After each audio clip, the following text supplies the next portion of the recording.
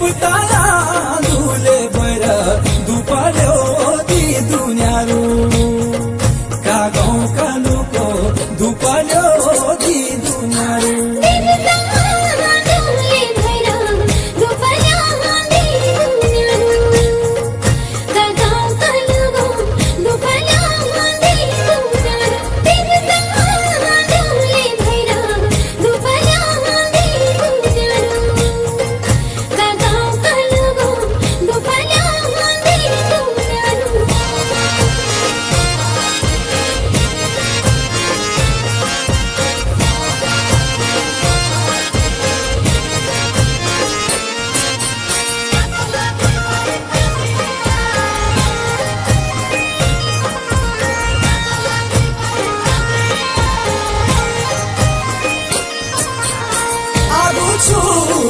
पालंगी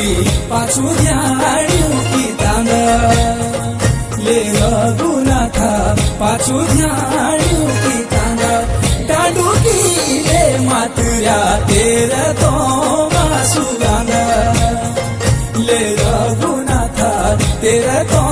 मासुगांग